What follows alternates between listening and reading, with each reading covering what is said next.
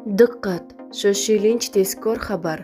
O'zbekiston hududida may oyida yomg'ir, do'l va chaqmoq bo'ronlar bo'lishi kutilmoqda. Bir oylik ob-havo ma'lumoti bilan tanishing. Assalomu alaykum hurmatli tomoshabin. Tezkor yangiliklardan birinchilardan bo'lib xabardor bo'lishni istasangiz, videomiz ostida bir dona like va podpisatsiya tugmachasini bosib qo'yishni unutmang. O'zbekistonda may oyida qanday ob-havo bo'ladi? O'zbekistonda 2026-yil may oyi odatdagidan issiqroq bo'lishi kutilmoqda. O'zgidromet prognoziga ko'ra, oy davomida o'rtacha harorat iqlimiy me'yordan 1,5-2 darajagacha yuqori bo'ladi. Bu oy aprelga nisbatan odatda 4-6 darajagacha iliqroq kechadi.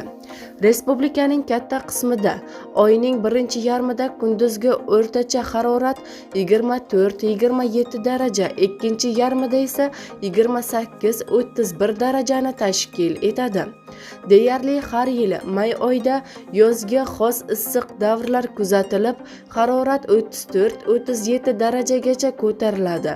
Shimol, janub va cho'l hududlarda ayrim kunlarda havo harorati 36-38 darajagacha, ba'zi yillarda esa 43-45 darajagacha isishi mumkin. Prognozlarga ko'ra 2026-yil may oyi barqaror ob-havo bilan boshlanadi. Oyning birinchi yarmi 5 kunligida respublika bo'yicha ayrim joylarda momaqaldiroq, kuchli shamol va qisqa muddatli yomg'ir kuzatiladi. Bu kunlarda havo harorati kechalari 13-18 daraja, kunduzi kunlari esa 22-27 daraja atrofida bo'ladi. Keyinchalik oy oxirigacha harorat asta-sekin ko'tarilib, kechalari 18-23 daraja, kunduzi kunlari 30-35 darajagacha yetadi. O'zgidromet qayd etishicha, may oyida yog'ingarchilik mart va aprelga nisbatan kamroq bo'ladi.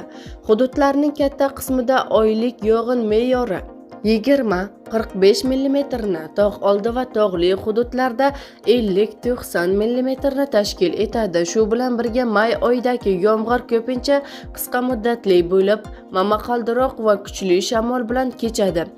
Ayrim hollarda bir necha soat ichida oylik yog'in me'yorning yarmidan ko'prog'i yog'ishi ham mumkin.